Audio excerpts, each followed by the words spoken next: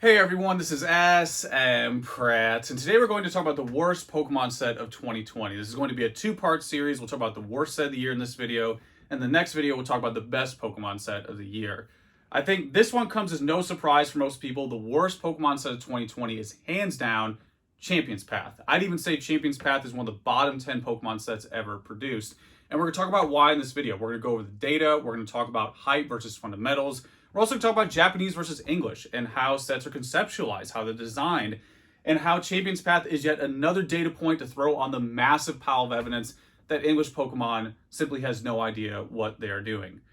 If you watched my previous video on Champion's Path, I mentioned how the set should just be called Charizard Pull, because it's all people are buying it for, because it lacks fundamentals and is entirely based on hype. So what does that mean at the end of the day? What are fundamentals?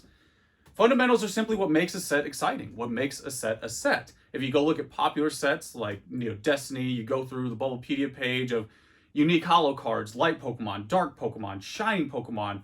Go to the next era, Fire Red Leaf Green, Rocket Returns, great selection of art, unique identity, gold stars, things like that. Every era has exciting sets and lackluster sets. So if you go to those bottom sets like Crimson Invasion, Emerging Powers, in my opinion, is the worst Pokemon set ever released.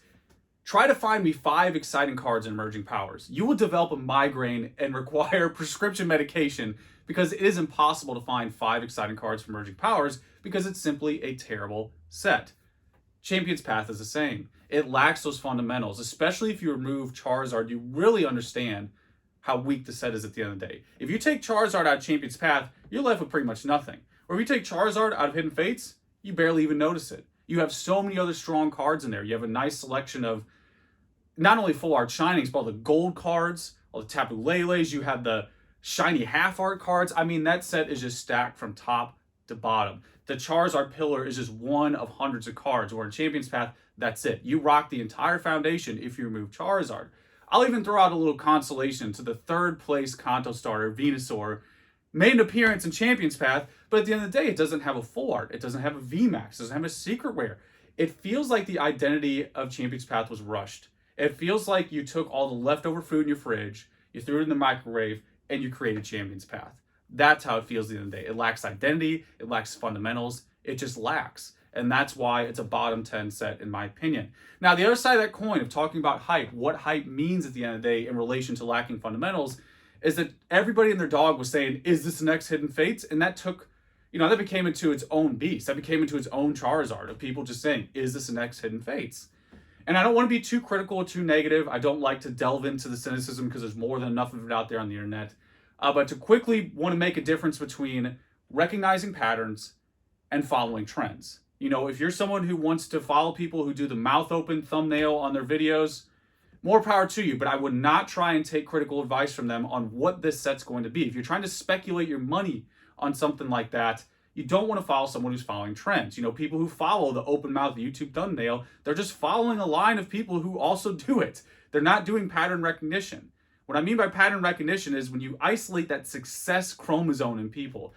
If you look at people like Warren Buffett, Jeff Bezos, Bill Gates, none of these guys are going to have an exciting YouTube channel. None of them are going to have a hype YouTube channel because they don't care about following what trendy thing it is because they're too busy doing pattern recognition. And that pattern recognition is where the actual reality of these sets are going to lie. An easy way to do this for newcomers to the hobby, just go to Bubblepedia again, look at the cards, see if anything stands out to you, see if anything's exciting in there. Are there a mixture of playable cards, popular cards, etc.? Is there a mixture of nice art, chase cards, and all of that? Does it have an identity? That's what's going to make a set succeed. So when people talk about Hidden Fates and all this hype got up there into the clouds, what they were doing was taking something like Hidden Fates that did have strong fundamentals and just making a false equivalency to it, over and over and over again. I feel like every set that came out is this the next Hidden Fates? Is this the next Hidden Fates?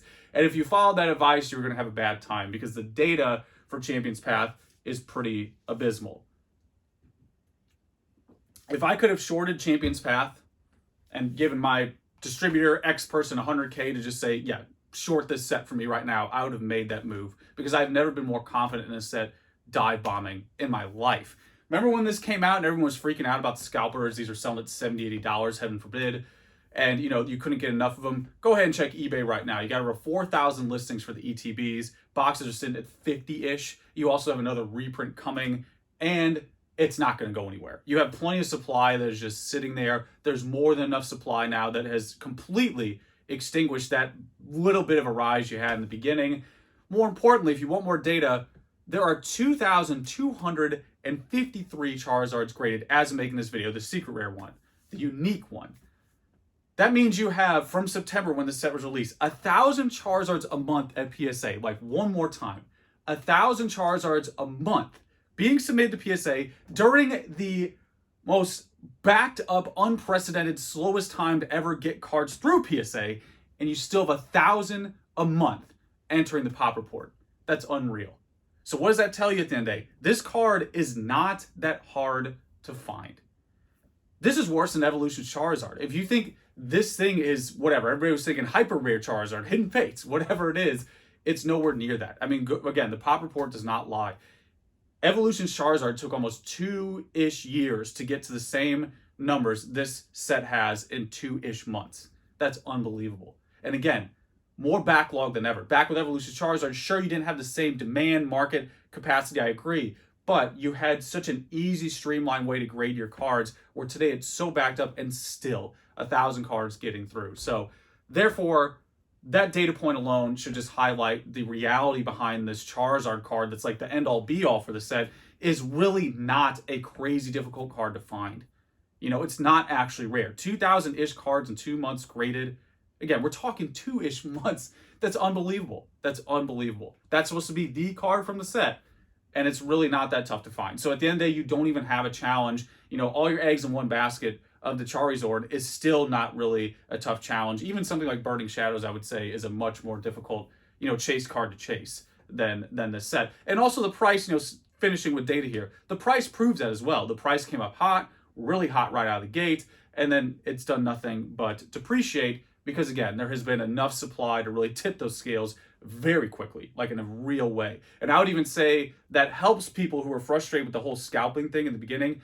It really like expedites the process, because when you tip that scale hard, the dagger falls even harder, and the fear, you know, exacerbates, and all those people, even, you know, the big brain Team Rocket people who went to Target and knocked things off the shelf, they really have to get that off their hands because it just keeps continually dropping, because again, the supply is just still coming out, still in production. So that's what I have for the data for Champions Path. Now getting into my favorite part of this discussion, the Japanese versus English. This could be its own video. I talk about this all the time in Patreon, all the time. Everybody in Patreon knows my distinction between Japanese and English, which is, this is a Japanese hobby. Japan are the cooks. They are the chefs, the sous chefs, everything. That's what they are. Where English is Applebee's. They just reheat everything. That's all they do. Japan creates the set. They create the food, they go to the fish market, they choose which Charizard is the freshest that they're going to release in this set, they make that set, they create that identity, they cook that beautiful fresh meal, and they release it into the world. And then English gets that, lets it sit in their fridge, or lets it sit in their, you know, lets these sets build up, and then they put them all together and reheat them and create a new set. So when people are asking the question, what is the next Hidden Fates? Here's a good example, again, tying in the previous points of pattern recognition versus following a trend. So if you really wanted to dissect what's the next Hidden Fates, let's do some pattern recognition real quick. The easiest way to figure out the next Hidden Fates is what made Hidden Fates. Hidden Fates was actually like an amalgamation of like 7 sets, but what was the main set in there? Shiny GX. So let's go look at Shiny GX, Japanese set. What did it do? It did very well. Shiny GX came flying right out of the gate, almost doubled right away. It was a phenomenal set, and that was the core of what Hidden Fates was. But this ties in that other point about fresh meal from Japan that also includes the 7 other things that English Pokemon miss. They're stuck in the fridge. They take it all out, throw it in the crock pot, and there you go. You got Hidden Fates. That's what Hidden Fates was at the end of the day. So if you want to look at what's going to probably be the next Hidden Fates set, look at the fundamentals of Hidden Fates, which was Shiny GX. And then take that to the new release, which is what? Shiny V. It's dead obvious. You saw it on E4 when people were talking about, you know, Champions Path. You had a seasoned individual who was like, I think the next Hidden Fates is actually going to be Shiny V, because it's the closest thing to Shiny GX, which is the answer for that question. And you're absolutely right. It was. You know, when you look at something like Shiny V, it's just yet another, when we're talking about the pile of evidence to show how English has no idea how to create something exciting, go look at the pile of evidence on the other side of the world, Japan, who does nothing but kill it. I mean, Japan right now is like, I can't say enough about it, and we all know. Japanese exclusives. All these cards start in Japan, then they're released in English. I mean, their design and they have their hand on the pulse of collectors. They have their hand on the pulse. Look at their Pokemon Center, side tangent. Look at all the unbelievable stuff they released in their Pokemon Center. You name it, shirts, clothes, grandma basement furniture, you want it, they got it. They'll make it cute, they'll make it whatever, they make it all because they understand. They understand that heart of the collector. And they just produce and produce and produce. They cook that fresh meal for you. That is what Shiny GX was. That's what Shiny V is. It's dead obvious now. I mean, to really hammer this point home, you know English Pokemon has no business being in the kitchen when one of the chase cards is Suspicious Food Tin. It's been in front of us all this time. Q X-Mouse theme, Illuminati Pikachu meme. The evidence is right there staring us in the face. Suspicious Food Tin? Come on.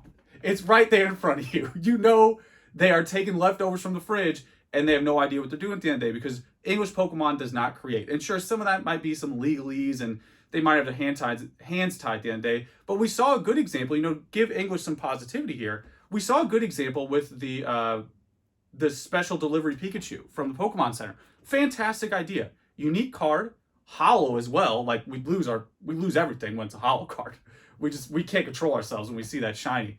But at the end of the day, that was a great example of a good release. That's what Japan has been doing forever. Look at all the Pokemon Center releases. It's great that English was like, oh, after 1,000 of them that you guys did over in Japan, or however many they've done over the years, hundreds of them, whatever the numbers are, we'll finally do one of them ourselves. And it was a great idea. Look at the Black Star one from the New York Pokemon Center with a little CGI Chansey in there. That's such a cool release. Same with this delivery Pikachu. Sure, they could have done a little more, but for me, I was very happy with that, and I think most people were as well. And that's a great example, again, of pattern recognition.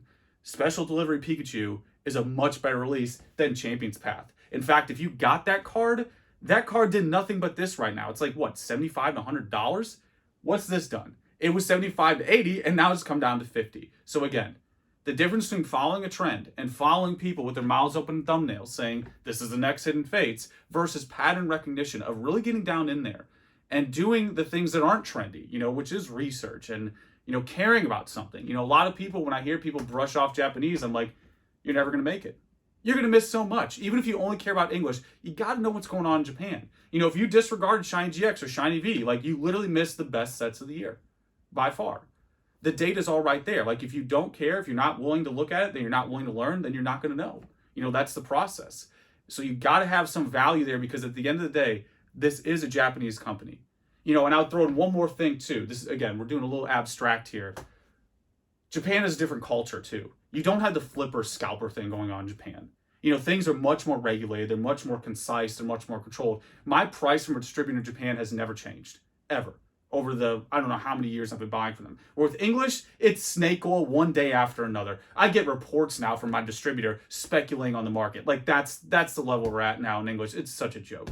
And that's the world we're in. That's the English reality of the market. It's just everyone's crawling over each other to make that $5 flip.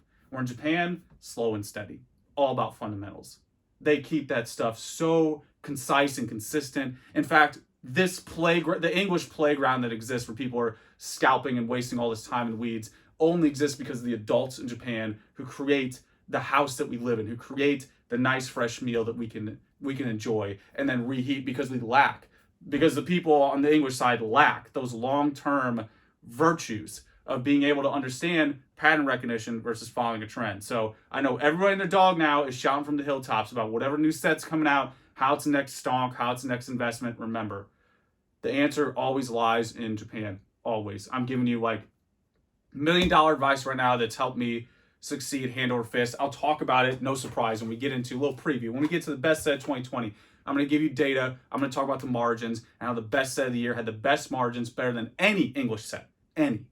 And we're going to talk about all that and just lay it out in basic, even 5-year-olds will hopefully be able to understand. If they stick around 10 minutes in, they'll be able to understand that the answer is dead obvious. It's been right in front of everyone who understands how this works. Japan is a fresh meal. English is a leftover meal. That's what Champion's Path was.